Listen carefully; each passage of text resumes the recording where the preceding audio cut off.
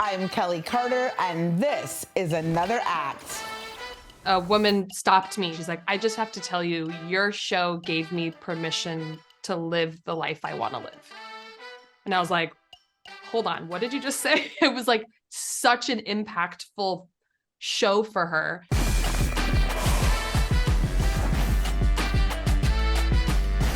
Amber, welcome to the show. So I want to start here, and I really hope that you remember that I'm an OG Greek fan. I want you to take me back to that series because that obviously was such a really big breakout moment for you. What made you say yes, and why did that work for you at that point in your career? Well, there wasn't much of an option to say yes or no at that point in my career. I wasn't like reading scripts and choosing projects. I was definitely auditioning for everything. No, but that was such a blessing, that job. It was early in my career where I didn't really know what I was doing yet. I didn't know what a pilot was even really. I was reading for pilots and it was a vague understanding of what testing for a show was and what a contract is. You sign something and it all felt very fake to me. So I didn't really know the impact of like the moment, but I do remember getting the job, being very surprised that I got it because I had messed up my audition. But I sat with my best friend, whose name is Ashley, on my bed. I was still living at home with my parents, and we read the script out loud together, and it was so fun. And we were both so excited about this thing I was about to go do because I think I had just turned 20, and I had not had a real college experience. So that show was college for me. I was of the age of all my friends who were actually, going to San Francisco State and Santa Barbara and like all the other real schools. And I was just going to Cypress Rhodes University. And I did that for 4 years. And a lot of us are still really good friends to this day because of that experience of, coming up together. It was the big project for all of us. Yeah, because that really kickstarted your career. And like you just said, you didn't know all the things that you obviously know now. What did you learn in that series that you feel like you still carry through your career right now that maybe you apply to your craft? Anything in particular? I learned everything as much as how to hit a mark, how to wear a microphone, how to hit your, get the light on you, all of those little technical things. I learned everything on that job. I learned the behind the scenes of how to communicate what I feel is important for my character. I still very much respect people, the writers of television, and showrunners, and they have a long game. So I love to collaborate and still talk to them about what I'm feeling. If, potentially there's a scene where I have something to say that I don't feel is authentic to the character I've been playing. I learned that doing that job. Yeah, just a lot of the like basics of how to move through the industry. Everything happened on that show. Yeah, comedy really works very well for you. I've loved some of the spaces that I've seen you work in series and in feature films. Why do you think that is? Why were you always the funny girl on camera? You know what? I always joke that I'm not funny. I just have a really good sense of humor because I'm not telling jokes. I'm not quick with that stuff. I'm definitely not an improv actor. I'm not doing groundlings or anything. I did take groundlings once and it was so scary for me. It's not my, strong suit, but I love comedy. I love making people smile and giggle. And so I think I just lean into those projects more. I certainly am a happy person. And so I think those characters are pretty, close to home, easier for me to play. And I feel like I read recently that you said moving forward, comedy is probably going to be the place where we see you show up all the time. Why is that opposed to maybe a drama or a thriller or something else? What makes you so comfortable in this space, in this way? Because life is too short and I'm here to have a good time. I want to have fun when I go to work. I want to feel good when I go to my job. And I want to come home and be a happy parent and partner and friend. And, I just cherish every moment that I get to live on this planet, and making comedy, just bringing joy to myself, the people on set, that just makes life worth living for me. which of course brings us to Run the World. I really love the first season. I love the second season. It feels like, I think, all the things that a second season should feel like. Your character feels much more lived in this season. And I really enjoy the journey that we see her go on. But why Run the World in the first place? What made this, a project that you wanted to be a part of? Oh, Run the World came to me at such an interesting place in my life as a woman. Everything was very lighthearted for me in the kind of comedies that I was doing, like multicam sitcom and stuff. And so when I was approached to do this project, first of all, it was led with it's Black women living successfully in Harlem. I was like, that's not me, guys. That's not, why me? Why do you want to see me in this role? And so it actually was very eye-opening. I realized that the world sees me differently than I see myself. And I really need to take a step back and absorb who I am in this world. And I'm so grateful that Lee and Yvette saw me as Whitney, because she's such a dynamic woman who's living successfully, but seriously flawed, and also just authentically herself. Like, there's no one she's trying to be, and but she still is a Black woman in Harlem. And I think that she's just a character that so many people can identify with. And even I fell for like the label of it, because the show, when you first look at it, you're like, oh, it's a show for Black girls, but it's so not. It's for everybody. And so I'm so grateful that I was approached to do this project and play someone like this, because I learned more just about myself as a person. Yeah. And also it's so fun. I love this job. Oh, I know it's lots of fun too. And you said something that feels very powerful a few moments ago, and that the world gets to see you differently than you see yourself. And Run the World really came to you in 2020 as things started to shape, and we started to have this conversation with regards to race and inequality in ways that we hadn't before. And this show really changed you. I definitely read this very powerful and impactful interview that you gave around that time, talking about the shift for yourself. Tell me a little bit about that. Yeah, it all came at like the timing was perfect for me in that moment. And in a scary way also, I grew up in a bubble. I have a white father and a Black mother who never really discussed race. I was accepted and loved exactly how I am. The color of my skin was a blend of both my parents. My mom used to joke that my skin is just amber colored.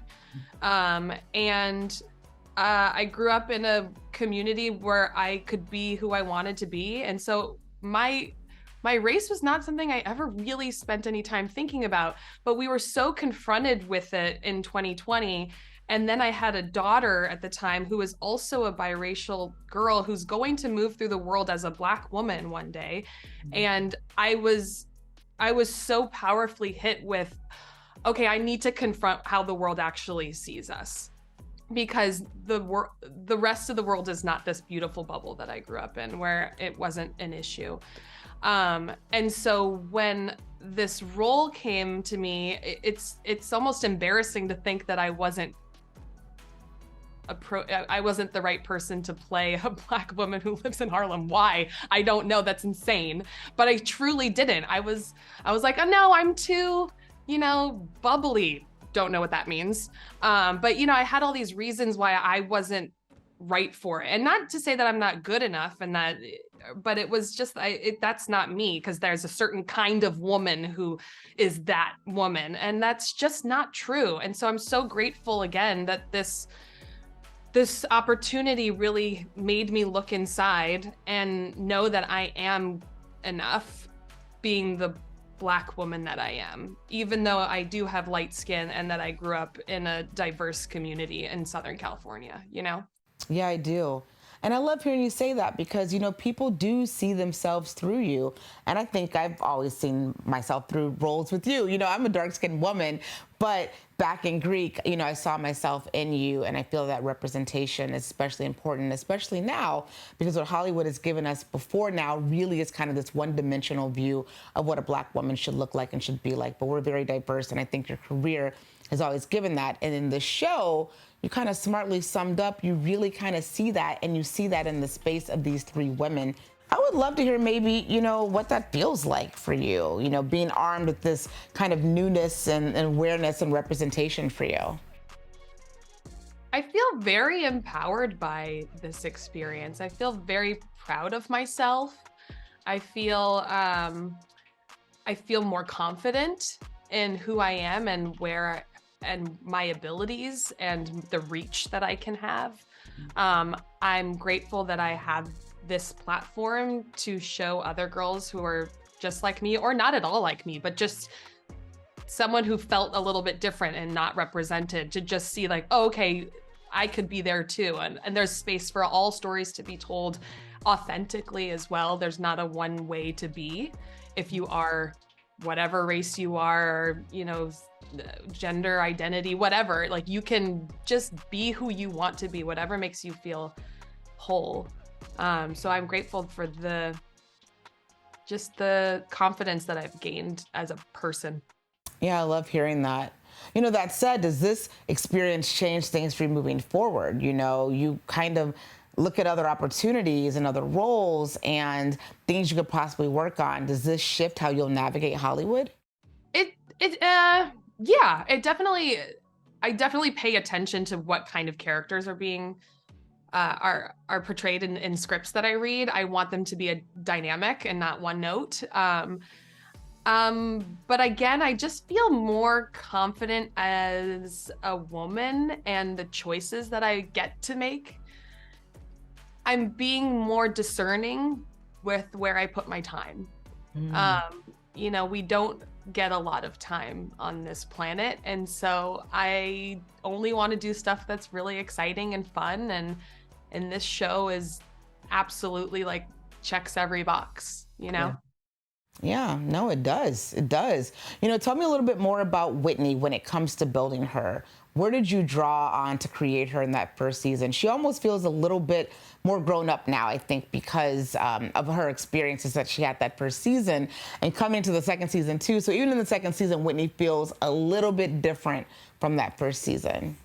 Totally. And I would hope so, because she went through such a big thing that you would hope that you grow from that. Yeah. First season, Whitney, look, I don't relate to the experience of what she, chose to act on, but I certainly relate to her always wanting to do the right thing and be what everyone else wants her to be, and wanting to please everyone and impress everyone. I carried a lot of that through my early 20s.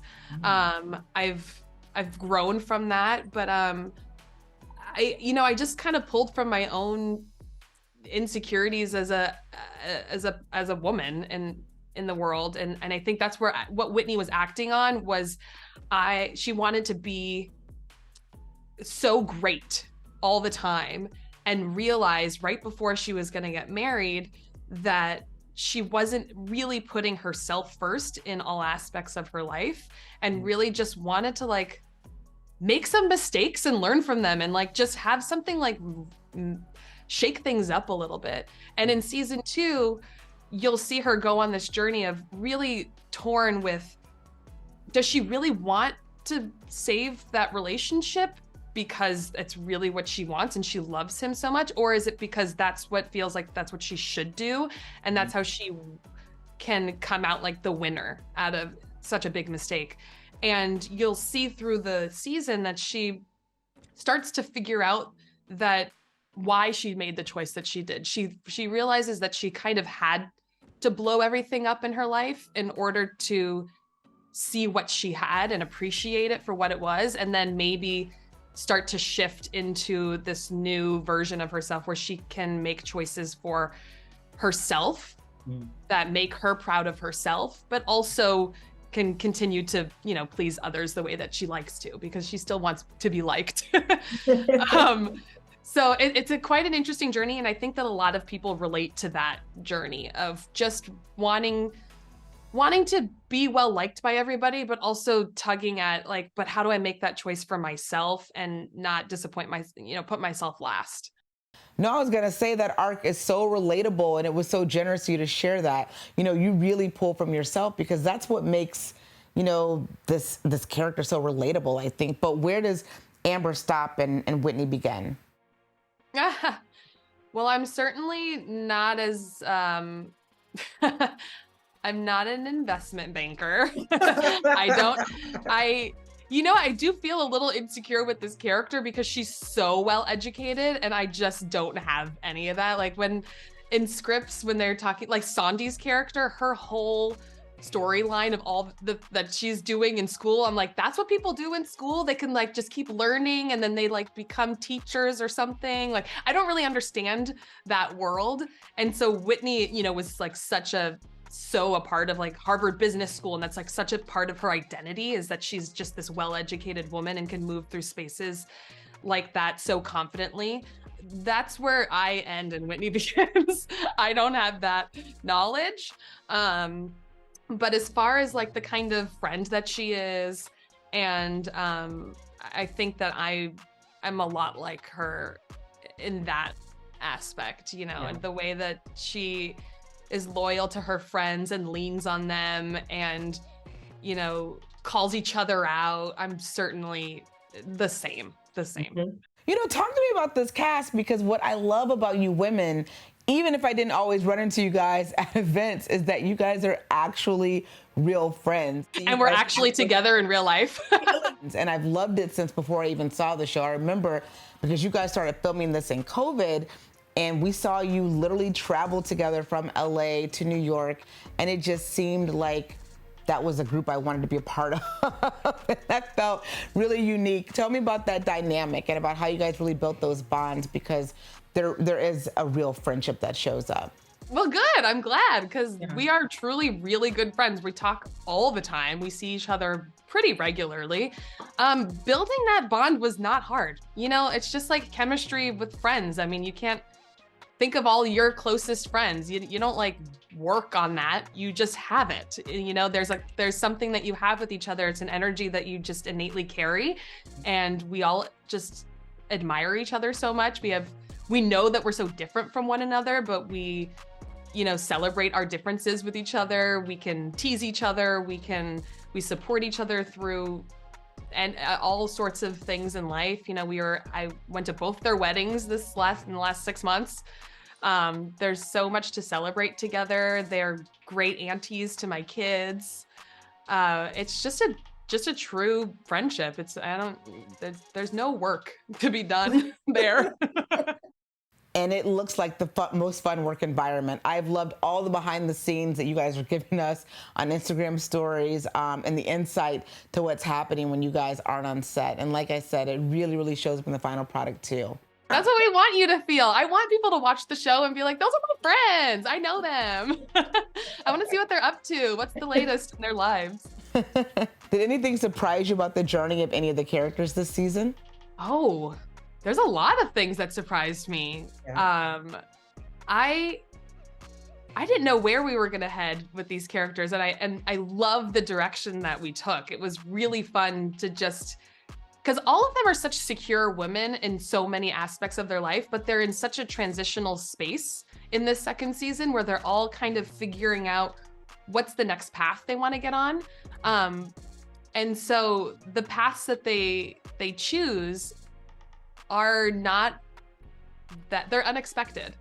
And so I was really pleased to see where everyone is headed. It's exciting, like new frontier for all three of them.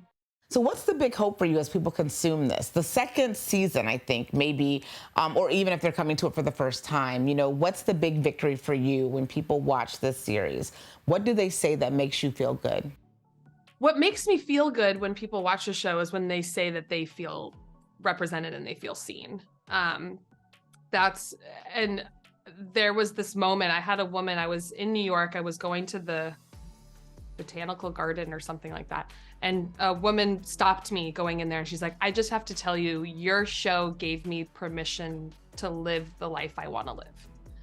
And I was like, hold on, what did you just say? It was like such an impactful show for her, but we're making a comedy. You know what I mean? We're not trying to change lives, but I think by showing authentic people, you do transform people's lives. And I really hope that people want to come to the show for the fun and the friendship and the fashion, but also leave with dreams and aspirations of having the life that they want to live and the girlfriend group that they aspire to have, and you know, the dream jobs that they want to have, and the happy relationships in their lives that they want to have. I hope people take that home too. What a beautiful gift for her to give you. How were you not in a puddle of your own tears? Oh, I was a mess. And then I went later. I think we had a table read over Zoom a few days later, and I told everyone on the network and everyone on the Zoom, and I just cried, and I think a few other people cried. But I was like, just so you guys know, we're making something that matters, and I'm really grateful that you're giving us an opportunity to make another season of this show, because it matters that we're doing this. Yeah. It's not just for fun. And you know what also is important here too, Amber, is that it's a full circle moment, because I don't know that we give comedy that much power. You know what I mean? We give drama in real life, you know that kind of power, but I don't think that we give comedy that same kind of power. I would actually argue that comedy could be even more powerful, because it doesn't feel preachy. It feels relatable. It feels friendly. It feels approachable. And it makes people want to lean in and hear more. And so this show, just the representation of what our show is alone, it already is so, it's so important for people who don't necessarily look like us to be able to watch something like this and go, oh, I relate to those people. It's so easy. Then they want to listen, and they want to hear when Sondi has a whole speech about, you know, whatever she talks about and Black incarceration or whatever, you know, they want to listen, and because they're like, oh, I know her, that's my girlfriend. Okay, I'll listen to her perspective. And so I think that comedy really has even more power than drama can sometimes to really change perceptions. Good stuff, Amber Stevens-West. I love it. Before I let you go, what's next for you? Is there something you would love to bring to light, a script that you're waiting for, a project or an area that you would just really, really love to work in? If so, what is it? That's a good question. Well, first things first, if we're wishing for things, we want a season 3 of Run the World. Second thing, in my career, after we do many seasons of this show, I love multicam comedy. I love being in front of a live studio audience. I think that's such a special kind of way to share comedy and perform comedy. So I would love to do something like that some more. And then, you know, I also enjoy singing a lot. I haven't had an opportunity to do too much of that lately, but to incorporate a little singing into some sort of comedy, because I want to keep working in that, or musical theater of some kind, that would be really, really fun. Okay, I want all of those things to happen. You know, I was so excited to talk to you today, Amber. I love watching your journey. I'm so excited about what's coming next for you. Continued success. Thank you. You're the best. I so appreciate it.